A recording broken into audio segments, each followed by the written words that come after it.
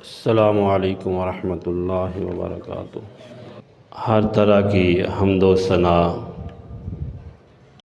اللہ سبحانہ و تعالی کی مبارک ذات کے لیے، درود و سلام سید الانبیاء امام الرسل ہادی الرسل رحمت للعالمین خاتم النبیین حضرت محمد الرسول اللہ صلی اللہ تعالی علیہ وعلا آلہ واصحابہ وسلم کی ذات مقدسہ پر نازل ہوں۔ بے حد و حساب اللہ تبارک و تعالی کی رحمتیں صحابہ کرام، صحابیات، تابعین، تبع تابعین، ائمہ دین، بزرگان دین پر نازل ہوں۔ آج ماہ رمضان مبارک کا 9واں روزہ ہے اور دوسرا جمعۃ المبارک ہے۔ آج کے خطبہ جمعۃ المبارک میں قرآن مجید کے 5 حقوق اور ہماری ذمہ داریاں، اس حوالے سے گفتگو ہوگی۔ اللہ تعالیٰ دل لگا کر توجہ کے ساتھ سننے اور اس پر عمل پیرا ہونے کی توفیق عطا فرمائے۔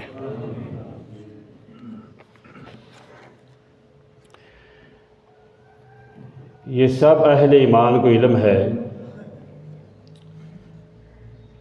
کہ رمضان المبارک کا مہینہ، اس کو جو شان و شرف ملا ہے، عظمت اور رفعت ملی ہے، وہ نزول قرآن کی وجہ سے ہے، کیونکہ اس ماہ مبارک کی ایک رات جس کو لیلۃ القدر کہتے ہیں، اس رات میں اللہ تبارک و تعالی نے لوح محفوظ پر قرآن مجید کو یک بار نازل فرمایا۔ وہاں سے پھر دنیا میں اللہ تبارک و تعالی نے 23 سالوں میں ہمارے پیغمبر سید الانبیاء حضرت محمد الرسول اللہ صلی اللہ علیہ وسلم پر 23 سالوں میں سے مکمل فرمایا۔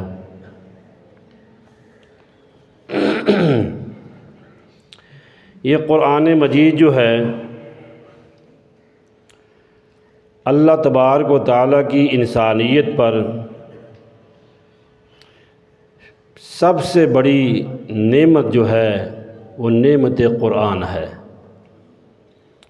انسانوں کی ہدایت کے لیے، رہنمائی کے لیے اللہ تبارک و تعالیٰ نے اس کا نزول فرمایا۔ یا ایھا الناس قد جاءتکم موعظۃ من ربکم وشفاء لما فی الصدور وہدی ورحمۃ للعالمین۔ اے لوگو، تمہارے پاس تمہارے رب کی طرف سے نصیحت اللہ نے نازل فرمائی، جو دلوں کی شفاء اور ہدایت اور رحمت ہے، ہدایت کا سرچشمہ ہے۔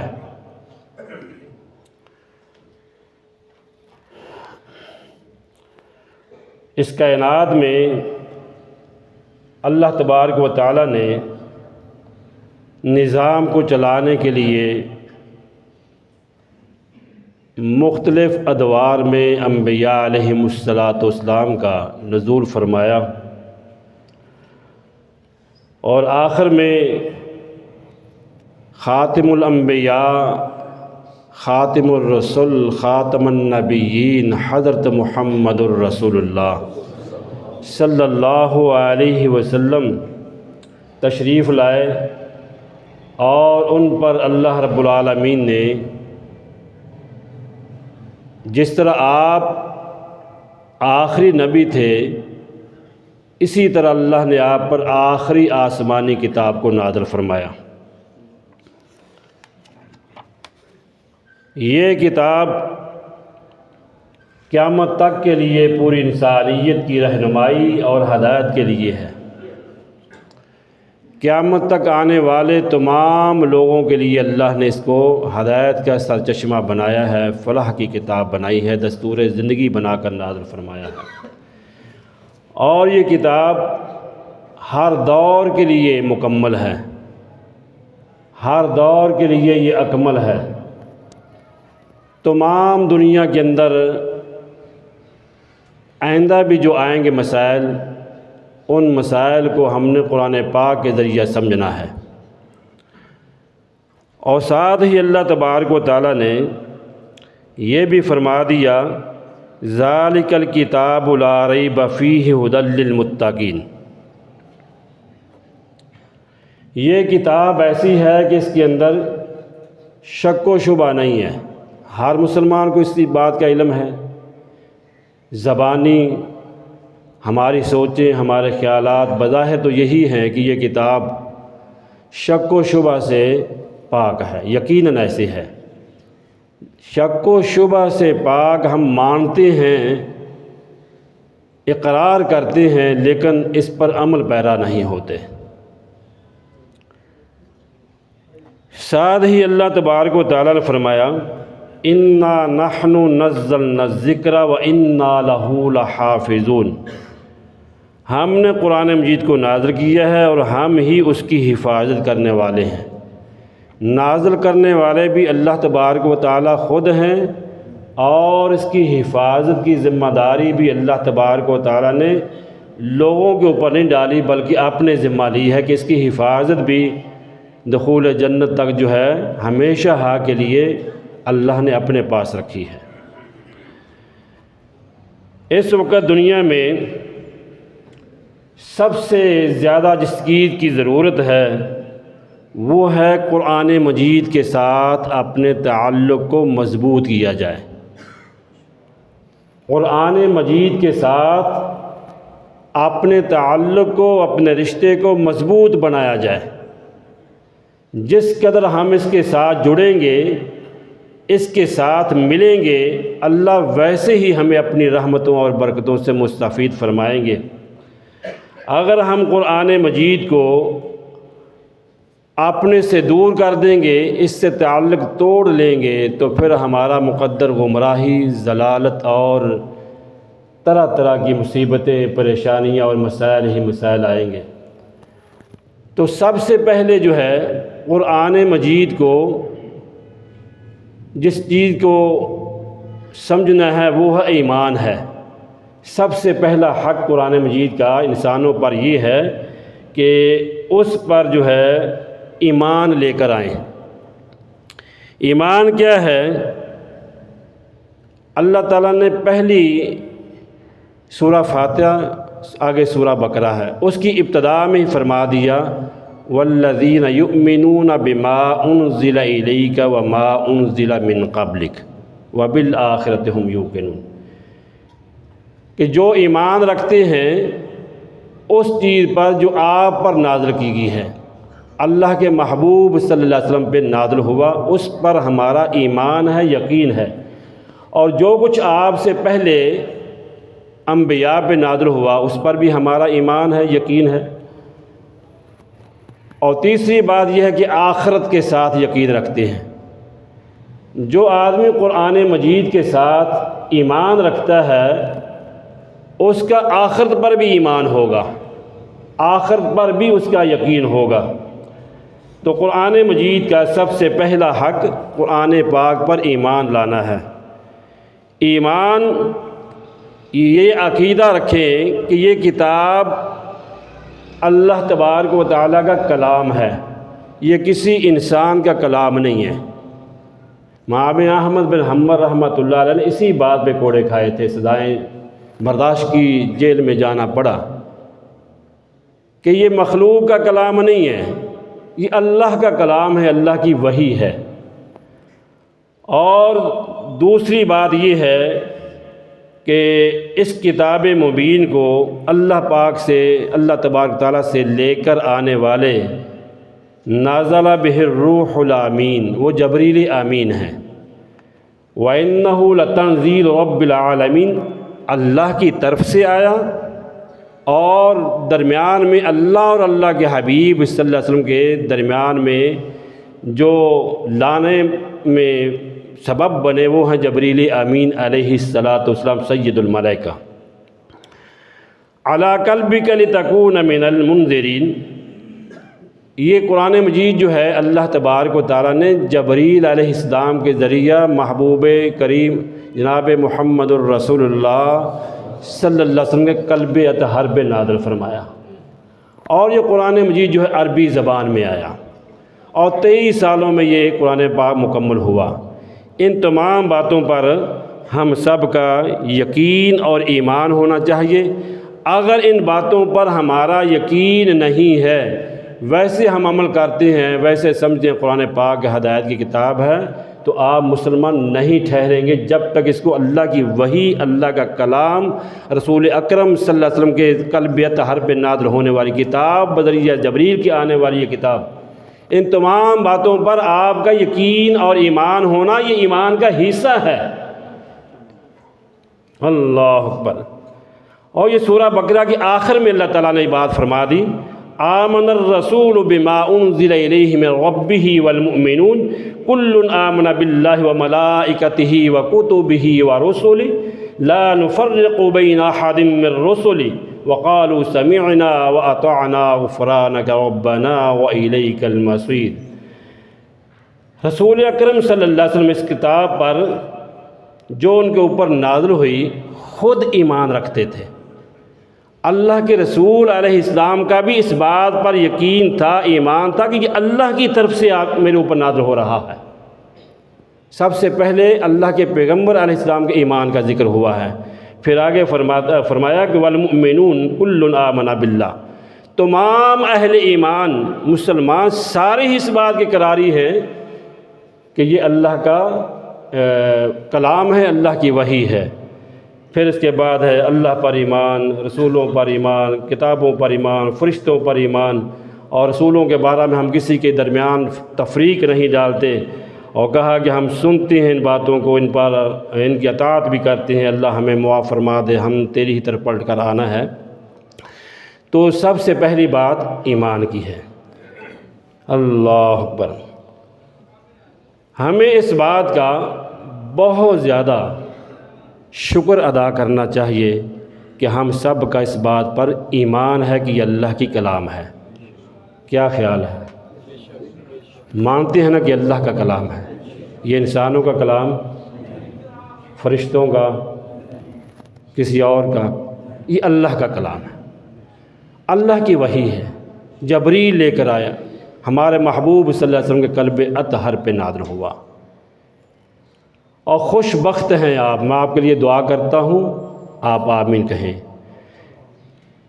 اللہ کا شکر ہے کہ اللہ نے ہمیں ان لوگوں میں پیدا فرمایا کہ جو اس کو آخری کلام مانتے ہیں۔ اس وقت دنیا میں تقریباً 7 ارب سے زیادہ لوگ ہیں، اور ان میں سے میرے خیال میں شاید کم و بیش 1.5 یا 1.25 ارب لوگ ہوں گے جو مانتے ہیں کہ قرآن پاک اللہ کی وحی ہے، اللہ کا کلام ہے۔ تو کتنی بڑی یہ سعادت کی بات ہے۔ اللہ اکبر۔ اس سے بڑا کلام سچا کوئی نہیں، کیونکہ اللہ کی وحی ہے، اللہ کا کلام ہے۔ اس لیے اللہ تبارک و تعالیٰ فرماتے ہیں اِنَّا نَحْنُ نَزَّلْنَا الذِّكْرَ وَإِنَّا لَهُ لَحَافِظُونَ، ہم نے نازل کیا، ہم ہی اس کی حفاظت کریں گے۔ لوگوں کے ذمہ اگر اس کی حفاظت ہوتی تو آج تک یہ قرآن پاک ہمیں نظر نہ آتا، ہم محروم ہو جاتے۔ تو اللہ تبارک و تعالیٰ نے اس کی حفاظت کے کئی ذمے، کئی طریقے بنائے ہیں۔ اللہ کے نبی صلی اللہ علیہ وسلم کے اوپر، اللہ اکبر، جب یہ قرآن مجید نازل ہوتا تھا تو آپ صلی اللہ علیہ وسلم جلدی پیچھے پڑتے تھے، تو اللہ تعالیٰ نے آپ کو منع فرمایا کہ آپ جلدی نہ پیچھے پڑا کریں، آپ سنا کریں، سننے کے بعد پڑھا کریں۔ اس کا پڑھانا اور اس کا محفوظ کرنا آپ کے دل و دماغ میں، اور اس کی تفسیر کا بیان کرنا وہ ہمارے ذمہ ہے۔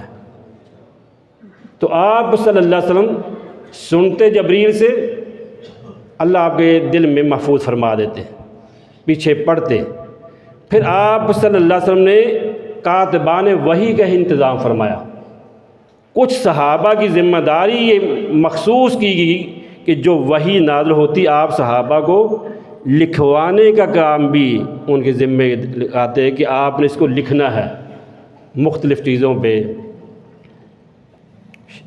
پتھروں پر، لکڑیوں پر قرآن پاک کو لکھوایا گیا۔ لکھوانے والے کون تھے؟ رسول اکرم صلی اللہ علیہ وسلم۔ پھر قرآن پاک کو اللہ کے نبی صلی اللہ علیہ وسلم نے صحابہ کو تعلیم دی کہ آپ اس کو اپنے سینوں میں بھی محفوظ کریں۔ تو کئی صحابہ و صحابیہ قرآن پاک کے مکمل حافظ بھی بن گئے آپ کی زندگی میں۔ دیکھیں اس کی حفاظت کے کس طرح مراحل ہیں، اللہ تعالیٰ کس طرح اس کی حفاظتوں کی ذمہ داری اٹھا رہے ہیں۔ اللہ نے سینوں کے اندر محفوظ کر دیا، اور وہاں سے یہ سلسلہ سینوں میں محفوظ حفظ والا شروع ہوا۔ آج کروڑوں کی تعداد میں، لاکھوں کی تعداد میں دنیا میں ایسے حفاظ اور قراء موجود ہیں کہ جو قرآن پاک کو مکمل اپنے سینوں میں محفوظ کیے ہوئے ہیں۔ اللہ اکبر! دنیا میں کسی کتاب کی ایسی مثال نہیں ملتی۔ مثال تو کیا، میں تو کہتا کہ نہیں ویسے ہی کفر ہے کہ فلاں کتاب کسی کو حفظ ہے، نہیں ہو سکتی۔ یہ صرف اس کا اعزاز ہے، یہ صرف قرآن پاک کا اعزاز ہے جو اول سے آخر تک مکمل سینوں میں اللہ نے محفوظ کر دی ہے۔ سبحان اللہ، سبحان اللہ۔ اور صحابہ کے ایمان لانے میں بھی قربان جائیں کہ جو وحی نازل ہوئی اس پر پھر عمل کر کے بھی دکھلایا۔ آپ نے فرمایا کہ شراب اللہ نے حرام کر دی، تو بھرے ہوئے مٹکے اور برتن جو تھے شراب کے وہ ضائع کر دیے، حتیٰ کہ جنہوں نے جام منہ کے ساتھ لگا رکھے تھے وہاں ہی اسے گرا دیا، پھینک دیا، منہ کے اندر گیا لقمے کو اپنا جو گھونٹ تھا پانی کا اور شراب کا اس کو پھینک دیا۔ یہ تھا ایمان صحابہ کا کہ جو آیا اس پر عمل کر کے دکھلایا۔ اللہ ویسا ایمان ہمیں نصیب فرمائے۔ تو دوسری بات جو ہے وہ ہے اس کلام کی تلاوت کرنا ہے، قرآن مجید کی تلاوت۔ قرآن پاک کی تلاوت جو ہے یہ بہت ضروری ہے۔ قرآن مجید کی تلاوت کے فضائل آپ بہت زیادہ سنتے رہتے ہیں۔ ایک حرف پہ 10 نیکیاں، ایک نیکی جو ہے 10 گنا بڑھائی جاتی ہے۔ اس طرح بے شمار آپ اس کی فضیلت میں فرامین ارشادات نبوی صلی اللہ علیہ وسلم سنتے ہیں۔ تو میرے بھائیوں، قرآن مجید جو ہے اس کی تلاوت اس لیے ضروری ہے کیونکہ یہ اللہ تبارک و تعالی خود بھی اس کی تلاوت فرماتے ہیں۔ اللہ تبارک و تعالی خود بھی اس کی تلاوت فرماتے ہیں۔ سورہ بقرہ میں ہے تلک آیات اللہ، یہ اللہ کی آیات ہیں جو اللہ تبارک و تعالی خود تلاوت فرماتے ہیں، اور اس تلاوت کی جو ہے پیروی رسول اکرم صلی اللہ علیہ وسلم خود بھی کرتے رہے۔ اللہ تعالیٰ نے قرآن مجید میں کہا اتل ما اوحی الیک من الکتاب واقم الصلاۃ ان الصلاۃ تنہی عن الفحشاء والمنکر۔ یہ وحی ہے جو آپ کی طرف ہم نازل کر رہے ہیں، اس کی آپ تلاوت فرمایا کریں، اسے پڑھا کریں۔ اس کتاب میں اللہ تعالیٰ نے نماز پڑھنے کا، زکوٰۃ ادا کرنے کا وغیرہ وغیرہ اللہ تعالیٰ احکامات نازل فرمائے ہیں۔ نماز ایسا عمل ہے جو بے حیائی فحشاء سے آپ کو محفوظ رکھتی ہے، بچا لیتی ہے، اور اللہ کا ذکر یقیناً بہت بڑی اللہ کی نعمت ہے، بہت بڑی چیز ہے۔ تو فرمایا کہ اس کی تلاوت کرنا۔ یہ کیوں نازل ہوا؟ اس لیے کہ الذین آتیناہم الکتاب یتلونہ حق تلاوتہ اولئک یؤمنون بہ ومن یکفر بہ فاولئک هم الخاسرون۔ اس لیے ہم نے اس کو نازل فرمایا کہ ہم اس کی تلاوت کریں، اور تلاوت بھی اس طریقے سے جس طرح پڑھنے کا حق ہے۔ قرآن مجید کی تلاوت کا حق کیا ہے؟ اس کی صفات، اس کے مخارج اور آواز کو خوبصورت لہجے میں پڑھنا، یہ ساری صفتیں ہیں قرآن پاک کے پڑھنے کی، یہ تعلیمات ہیں۔ حدیث میں بھی آتا ہے کہ آپ صلی اللہ علیہ وسلم فرمایا زین القرآن باصواتکم، قرآن پاک خوبصورت لہجات میں، خوبصورت آوازوں میں پڑھیں، مخارج کا لحاظ رکھیں، ادائیگی کا، تلفظ کا، یہ ساری چیزوں اور ادب و احترام کا، ٹھہراؤ کے ساتھ ورتل القرآن ترتیلا، ٹھہر ٹھہر کر قرآن پاک پڑھیں۔ لیکن اب ہم اس کے اپنے دور کے ساتھ اس کو ملائیں تو ہماری حالت یہ ہے کہ سب سے زیادہ قرآن مجید ایسا ہے کہ جس کو ہم نہ سمجھنے کی کوشش کرتے ہیں، نہ اس کو پڑھنے کے لحاظ سے تجوید و قرات کا اہتمام کرتے ہیں، خیال رکھتے ہیں۔ جیسے جو کچھ تو بہر ایسے ہیں، اللہ معاف فرما دے، دنیا میں ہزاروں نہیں لاکھوں لوگ ایسے موجود ہیں، آپ یقین کریں مانیں گے اسی مجلس میں بھی ایسے موجود لوگ ہوں گے اس جمعہ میں بھی، کہ جنہوں نے قرآن مجید کو ناظرہ تک بھی نہیں پڑھا ہوا ہے، ناظرہ تک بھی رب تعالیٰ کی وحی کو پڑھنے کی زحمت کوشش نہیں کی ہے، ناظرہ قرآن پاک بھی نہیں پڑھے ہوئے۔ کیا میں غلط تو نہیں کہہ رہا؟ بے شمار ایسے لوگ موجود ہیں، اور ایسے لوگ بھی موجود ہیں جو قرآن پاک کا کوئی حصہ بھی نہیں جانتے۔ یہ افسوس ہے، ہمیں اس پر غور و فکر کرنا چاہیے۔ اللہ اکبر۔ تو یہ قرآن مجید جو ہے اس لیے نازل کیا گیا کہ اس کی ہم تلاوت کریں اور اس پر ایمان رکھیں کہ اللہ تبارک و تعالیٰ نے اس کے اندر جو احکامات نازل فرمائے ہیں ان پر ایمان رکھتے ہوئے عمل پیرا ہوں، اپنی زندگیوں میں قرآن مجید کو لے کر آئیں۔ اللہ اکبر۔ تو قرآن مجید جو ہے ورتل القرآن ترتیلا، ٹھہر ٹھہر کر پڑھیں۔ عام حالات میں آپ اس کی تلاوت کر رہے ہیں پھر بھی، اور اگر امامت کر رہے ہیں ائمہ حضرات ہیں انہیں بھی یہی حکم ہے کہ وہ قرآن پاک کو ٹھہر ٹھہر کر ٹھہراؤ کے ساتھ پڑھیں، کیونکہ اللہ تعالیٰ نے اپنے پیغمبر صلی اللہ علیہ وسلم کو منع کر دیا تھا تیز پڑھنے سے۔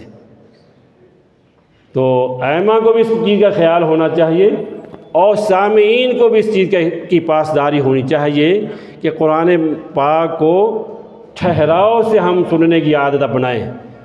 بعض دفعہ نمازیوں کا پریشر دباؤ ہی امام صاحب کے اوپر اتنا ہوتا ہے، اس بیچاری ٹانگیں کانپ رہی ہوتی ہیں کہ منٹ اوپر لگ گیا تو پتہ نہیں کیا ہوگا۔ کچھ لوگوں کو تو یہ عادت ہے، ان کی عادت جو ہے یہ اس طرح کے بول، اتنا لمبا قیام، اتنی لمبی نماز، اتنا لمبا قیام، یہ کہیں بول ان کے کھاتے میں دوسری طرف نہ چلے جائیں، نقصان نہ ہو جائے۔ گزشتہ جمعہ میں نے یہی کہا تھا کہ قرآن پاک کے ساتھ مذاق نہ کیا کریں، مذاق نہ کیا کریں، ٹھہراؤ سے پڑھیں، آرام سے پڑھیں، سکون سے پڑھیں، رب کی وحی سمجھ کر پڑھیں۔ اللہ اکبر۔ کچھ لوگ جو ہے اتنا تیز پڑھ رہے ہوتے ہیں کہ سمجھ نہیں آ رہی ہوتی کہ یہ کیا کہہ رہا ہے بیچارہ، اور کچھ لوگ جو ہیں وہ اتنا تکلف سے پڑھتے ہیں، خاص کر یہ مصری قرہ حضرات کی عادت پڑ گئی ہے پاکستانی عوام کو بھی، نہ چہرہ سنت کے مطابق، نہ نماز سنت کے مطابق، بس ایک حلاوت سمجھ کر قرآن پاک کو کہ ذریعہ معاش بن سمجھ کر ہم ان کو بلا لیتے ہیں۔ تکلف کیا ہے؟ آنکھیں سرخ ہو جائیں، وینے پھول جائیں، اور منہ عجیب سے عجیب چہرہ ہو جائے، اور ایک سانس میں قسم اٹھا رہے کہ میں نے سورہ اخلاص کو ایک سانس میں پڑھ کر چھوڑنا ہے، میں نے ایک سانس میں اتنی صورتیں پڑھنی ہے، میں نے ایک سانس میں اتنی آیات پڑھنی ہے۔ کہیں نہیں ہے، نہ قرآن و حدیث میں کہیں یہ تعلیمات نہیں ہے۔ اس لیے آپ عرب قرہ کو دیکھیں، کوئی میرے خیال میں اب تک میرے علم میں تو کوئی نہیں آیا کہ جو اس طرح پڑھتا ہو، سب حدر پڑھتے ہیں، تدویر پڑھتے ہیں، ٹھہراؤ سے پڑھتے ہیں۔ تو لہذا ہمیں قرآن پاک کو اللہ کی وحی اور ٹھہراؤ کے ساتھ اللہ کی کلام سمجھ کر پڑھنا چاہیے۔ اقرأ القرآن من ارتفعت قلوبکم فإذا اختلفتم فقوموا عنہ۔ قرآن مجید کی تلاوت اس وقت تک کرو جب تک تمہارا دل چاہ رہا ہوتا ہے، آپ کو لطف آ رہا ہوتا ہے، اپنے اوپر اس کو مسلط نہ کریں، جب تک دل چاہتا ہے اس کو پڑھیں، جب اکتا جائے خدا نخواستہ تھکاوٹ فیل ہو تو پھر آپ بیٹھ جائیں، لیٹ جائیں، آرام کریں۔ اللہ اکبر۔ قرآن پاک کو گا گا کر نہ پڑھیں، جس طرح اکثر ایک علماء کا طبقہ بھی ہے اور بھی کچھ ایسے لوگ ہیں جو گا کر گویوں کی طرح گانے کی طرز پر پڑھتے ہیں، سروں اور قوالیوں کی طرز پر پڑھتے ہیں۔ انا للہ و انا الیہ راجعون۔ قرآن پاک کو خوبصورت آواز سے پڑھیں، لیکن گا کر گویوں کی طرح، گا کر موسیقی کی طرح نہیں پڑھنا ہے، اس سے منع کیا گیا ہے۔ قرآن مجید، اللہ اکبر، اس کی تلاوت کے بڑے مراتب ہیں سمجھنے کے لیے قرآن و حدیث میں جو بیان ہوئے ہیں، اختصار کے ساتھ یہ کہیں باتیں رہ نہ جائیں تو اللہ کے نبی صلی اللہ علیہ وسلم فرمایا اقرأ القرآن فإنہ یأتی یوم القیامت شفیعا لأصحابہ۔ قرآن مجید کی تلاوت کیا کرو کیونکہ یہ روز قیامت تمہارا سفارشی ہوگا۔ اب ایک طبقہ ایسا بھی ہے جو کہتا ہے قرآن پاک کو پڑھنا ہی نہیں چاہیے بھائی جناب، ترجمہ آتا ہے تو پڑھو ورنہ پڑھو ہی نہ، یہ بھی زیادتی ہے۔ ایسے نہ کریں آپ، ایسے نہیں کرنا چاہیے۔ جب اللہ کے رسول صلی اللہ علیہ وسلم کا فرمان ہے ایسے لوگوں کے لیے بھی کہ جو قرآن پاک کو پڑھے، اس کے لیے قرآن پاک جو ہے روز قیامت سفارشی ہوگا، بلکہ آپ نے یہ حدیث ارشاد فرمائی کہ قرآن پاک کا ایک حرف پڑھنے سے 10 نیکیاں ملتی ہیں۔ مثال بھی دی کہ الف لام میم، یہ 3 حروف ہیں۔ میں نہیں کہتا کہ یہ ایک ہی حرف ہے، بلکہ الف علیحدہ حرف ہے، لام علیحدہ حرف ہے، میم علیحدہ حرف ہے۔ جو الف لام میم پڑھے گا اسے 30 نیکیاں ملیں گی۔ تو بتلائیں الف لام میم کا کیا معنی ہے؟ اس کا تو معنی ہے ہی نہیں، اللہ بمراد ہی، اللہ ہی صرف جانتے ہیں، اللہ نے اپنے پیغمبر کو بھی نہیں بتلایا۔ تو اس طرح یہ غلو ہے، افراط و تفرید، خود پڑھتے نہیں، جو پڑھتے ہیں وہ انہیں تکلیف دیتی ہے کہ یہ کیوں پڑھ رہے ہیں، یہ قرآن میں آپ اتنے کیوں رکھے ہوئے مسجد میں، یہ کیوں رکھے، لوگ کیوں پڑھتے ہیں؟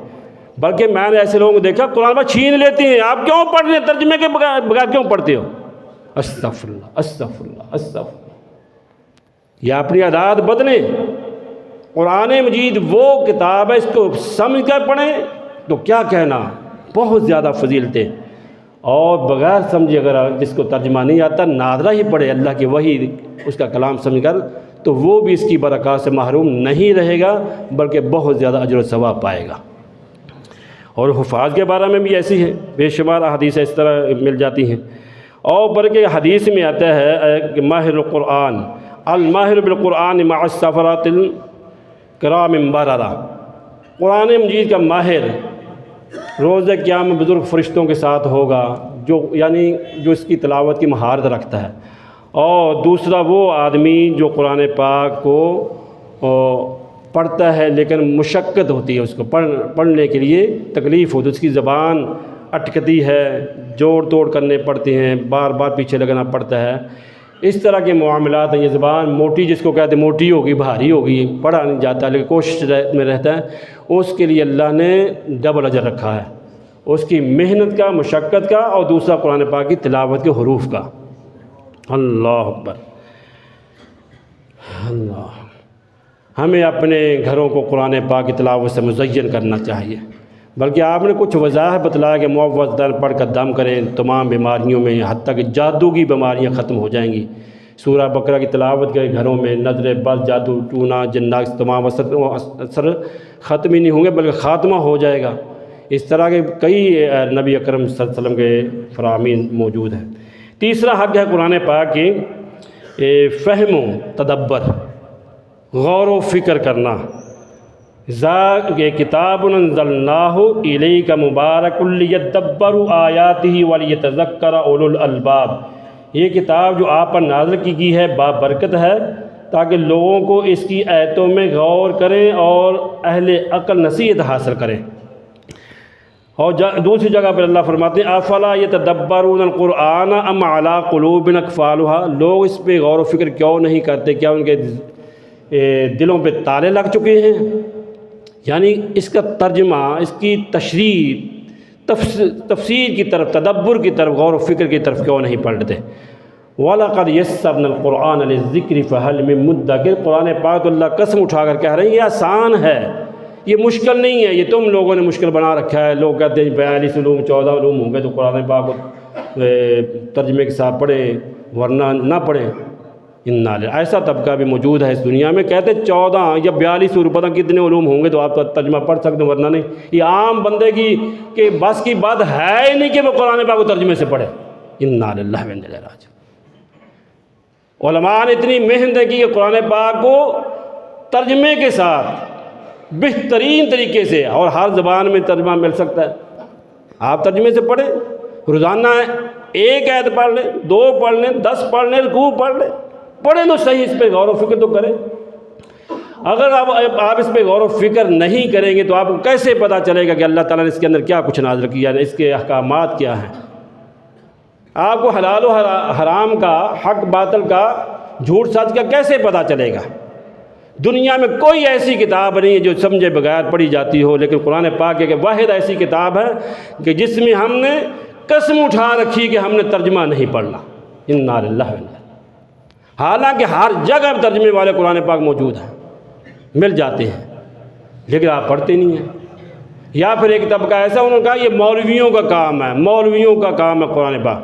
نہیں بھائی، یہ ہر کلمہ گو، ہر مسلمان کی ذمہ داری کہ قرآن پاک کو پڑھے اور اس پر غور و فکر کرے. یہ ہر مسلمان کی ذمہ داری ہے، اس پر غور و فکر کرنا. کذالک یبین اللہ لکم آیات لعلکم تعقلون. اللہ تعالیٰ اپنی آیات کھول کھول کر بیان کرتے ہیں تاکہ تم فہم حاصل کرو، عقل حاصل کرو.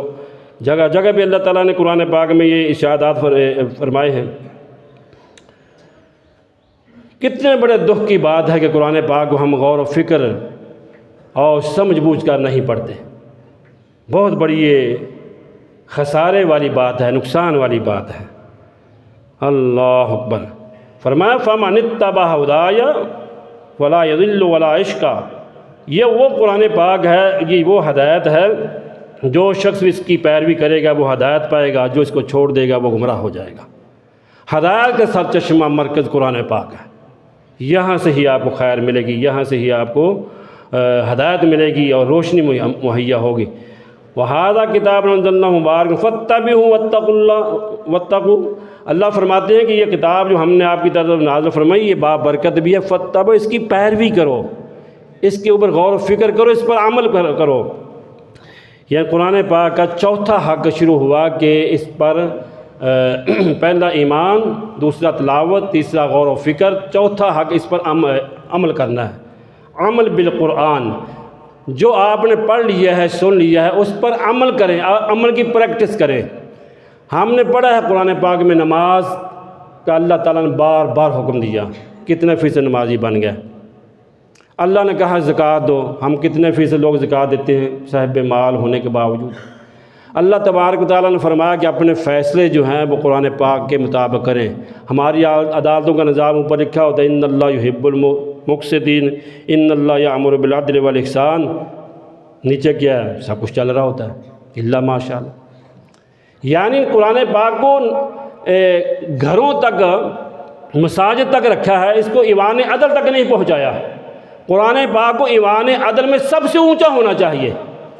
قرآن پاک یہ صرف خیر و برکت والی کتاب نہیں، یہ دستور زندگی، نظام حیات ہے، پوری زندگی کا نظام ہے اس کے اندر. اس کو عملی طور پر ہماری عدالتوں نے قبول نہیں کیا. اس کے مطابق ہمارے فیصلے نہیں، حدود نہیں اس کے مطابق. قرآن پاک نے کہا سود جو اللہ رسول جنگ ہم رک گئے اس سے، ہم اس میں ملوث ہیں. رشوت سے، نہ حق مال کھانا، لوٹ مار کرنا، قبضے وغیرہ، سارے اس ساری چیزیں جو ہیں قرآن پاک میں موجود ہیں. ہم اس کو غور و فکر سے پڑھتے ہی نہیں ہیں. اگر پڑھا بھی ہے تو حلق سے اونچا اوپر پڑھا ہے، اس کو نیچے نہیں اترنے دیا. تو چوتھا حق اس کا ہے بھائی کہ اس پر عمل کرنا ہے، عملی زندگی. یہ کتاب جو ہے یہ عملی کتاب بھی ہے، اس پر عمل کیا جائے. ورنہ ایسا نہ ہو کہ ایک عورت تھی، وہ بہت زیادہ نیکوکار تھی، لیکن اس سے انانیت اس کی زبان سے دوسرے لوگ محفوظ نہیں ہیں. تو کسی نے کہا کہ آپ تو تلاوت بھی کرتی ہو، یہ بھی عمل بھی اچھے کرتی ہو، تمہارا عملی رویہ جو ہے وہ اس کے الٹ ہے. تو کہنے لگی کہ یہ الگ بات ہے۔ اور ایسے ہی آج ہمارا حال ہے، ہم قرآن مجید کو پڑھتے بھی ہیں، سمجھتے بھی ہیں، غور و فکر بھی کرتے ہیں، لیکن عمل پہ آ کر اٹک جاتے ہیں یہود و نصارہ کی طرح، جیسے اللہ نے کہا تأمرون الناس بالبر وتنسون انفسکم وانتم تتلون الکتاب، کہ تم کیسے ہو کہ لوگوں کو نیکی کا حکم ہی دیتے ہو، اپنے آپ کو بھول جاتے ہو، اور حالانکہ تم قرآن پڑھتے ہو، حالانکہ تم کتاب پڑھتے ہو، کتاب یا تورات انجیل زبور وغیرہ، حالانکہ تم کتاب پڑھتے ہو، کتاب پڑھنے کے باوجود اس پر عمل نہیں کرتے۔ وہی حال ہمارا ہے، ہم عمل پیرا نہیں ہوتے۔ اللہ کے نبی صلی اللہ علیہ وسلم نے فرمایا لا یؤمن احدکم حتی یکون ہواہ تبعا لما جئت بہ، اس وقت تک تم ایمان والے نہیں بن سکتے جب تک تم اللہ کی وحی جو اللہ کے پیغمبر لے کر آئے اس کے مطابق اپنی خواہشات کو نہیں کر لیتے، یعنی اس کے تابع ہم نے اپنے آپ کو بنانا ہے۔ اللہ اکبر، اپنے فیصلے جو ہیں اس کے مطابق کرنے ہیں۔ وَمَن لَّمْ يَحْكُم بِمَا أَنزَلَ اللَّهُ فَأُولَٰئِكَ هُمُ الْكَافِرُونَ فَأُولَٰئِكَ هُمُ الظَّالِمُونَ۔ تم کیسی ہو کہ قرآن پاک فیصلے اس کے مطابق اپنے فیصلے نہیں کرتے، بلکہ اپنے فیصلوں کو طاغوت کے بعد لے کر جاتے ہو۔ آج ہمارے ملک کا نظام جو ہے وہ 1935 والا لا جو جب وہی عدالتوں کی ذریعے بنا ہوا ہے۔ قرآن پاک کو ہم نے ایوان اقتدار، ایوان عدل تک عملی طور پر نہیں پہنچایا ہے۔ انا للہ و انا الیہ راجعون۔ پانچواں حق اس کا یہ ہے ابلاغ، اس کی نشر و اشاعت، اس کی تعلیمات کو پھیلانا۔ اللہ تبارک و تعالیٰ نے قرآن مجید میں یہ بات کہی ہے کہ اے میرے پیغمبر صلی اللہ علیہ وسلم، جو میں نے آپ کی طرف نازل کیا اس کو آگے لوگوں تک پہنچا دیں۔ اگر نہیں پہنچایا تو گویا کہ آپ نے حق ادا نہیں کیا ہے، اور لوگوں کی خوف و خطرے کا آپ کو یقیناً کوئی ڈر نہیں ہونا چاہیے، لوگوں سے میں آپ کی حفاظت کرنے والا ہوں۔ یہ سورۃ المائدہ میں اللہ فرماتے ہیں۔ تو قرآن مجید کی آخری حق ہے اس کی نشر و اشاعت، اس کو جو ہے پوری دنیا میں پھیلانا ہے، پوری دنیا میں اس کو عام کرنا ہے، تدریس کے اعتبار سے پڑھا کر بھی، اس کے نسخے خرید کر تقسیم کر بھی، اور اس پر جن کو اللہ نے دے رکھا ہے وہ اس کے کتابیں، تفسیریں، قرآن پاک نسخے بانٹیں، تقسیم کریں، لوگوں تک پہنچائیں، اور جن کو اللہ نے پڑھانے کی صلاحیت دی ہے ان لوگوں کی تنخواہوں کا انتظام اپنے ذمے لیں، اور ترجمہ قرآن کی ہر مسجد میں ایک کلاس ٹمپریری نہیں، 2 ٹائم کم از کم گھنٹے، آدھے گھنٹے کی کلاس ہونی چاہیے، تاکہ صبح کے آنے والے نمازی وہ بھی مستفید ہوں، شام کو آنے والے وہ بھی مستفید ہوں۔ ہر مسجد میں قرآن پاک کے فہم کی کلاس ہونی چاہیے۔ اسی طرح جو ہے نبی کریم صلی اللہ علیہ وسلم فرمایا کہ اللہ ہمیشہ اس آدمی کو تر و تازہ رکھے جس نے ایک بات بھی میری سنی، بلغ عنی ولو آیہ، یا قرآن پاک کی آیت سنی، اس کو آگے پہنچا دیا، تو اللہ تبارک تعالیٰ اس کو ہمیشہ خوش و خرم رکھے، تر و تازہ رکھے۔ اللہ کے پیغمبر نے اس کے بارے میں دعا بھی فرمائی ہے۔ تو بھائیو، اللہ تعالیٰ سے دعا ہے اللہ کریم ہمیں قرآن پاک کا داعی بنائے، اللہ اس کو پھیلانے والا بنائے، اللہ اس پر عمل کرنے والا بنائے، اللہ اس کو پڑھنے پڑھانے والوں میں شامل کر دے، اور قرآن مجید کو اپنے سینے سے لگائیں۔ یہ اللہ کا نور ہے، اللہ کی وحی ہے، اللہ کا کلام ہے، اور اپنے بچوں کو اس کے لیے وقف کریں، اپنے بچوں کے سینوں کو محفوظ کریں، حافظ قرآن بنائیں بچوں کو، اور اس کو حفظ کے بعد پھر آگے اگلی تعلیم احادیث کی تعلیم ہے، تفسیر کی تعلیم ہے، ترجمہ قرآن پاک کا، اس سے بھی اپنے بچوں کو جو ہے بہراور کریں، وہ تعلیمات بھی اپنے بچوں کو دلائیں۔ اللہ سے دعا ہے اللہ کریم جو باتیں کہیں گی ہیں اختصار کے ساتھ، اللہ مجھے اور آپ کو عمل کی توفیق نصیب فرمائے۔ یہ وہ ماہ مبارک جس میں نزول قرآن پاک کا نزول ہوا، بہت بابرکت ہدایت کا سرچشمہ یہ کتاب ہے، جس کے حوالے سے آپ نے 5 باتوں کا ذکر سنا۔ سب سے پہلا حق قرآن پاک پر ایمان لانا ہے، دوسرا حق جو ہے اس کی تلاوت کرنا ہے، تیسرا حق اس کے اوپر تدبر، غور و فکر کرنا ہے، ترجمے پہ غور و فکر کرنا ہے، چوتھا حق جو ہے عمل بالقرآن، اپنی زندگیوں کو قرآن پاک کے مطابق بنانا ہے، اور 5واں حق جو ہے اس کی تعلیمات کو عام کرنا ہے۔ یہ 5 حق جو ہیں اللہ تعالیٰ ہمیں ادا کرنے کی توفیق عطا فرمائے۔ لیکن آج ہماری حالت اس کے بہت باریک ہے، پتلی ہے، بہت کمزور ہیں۔ قرآن پاک میں اللہ فرماتے ہیں ان اللہ لا یغیر ما بقوم حتی یغیروا ما بانفسہم، امت کے زوال کے اسباب اللہ فرماتے ہیں اس قوم کی میں نے کبھی حالت نہیں بدلی جس قوم کو اپنی حالت بدلنے کا خود احساس نہ ہو۔ وہی تو آ چکی، نبی بھی آئے، کیا اللہ نے ہمیں عطا نہیں کیا ہے؟ سب کچھ دے رکھا ہے، لیکن ہم اللہ کے نافرمانی پہ تلے ہوئے ہیں۔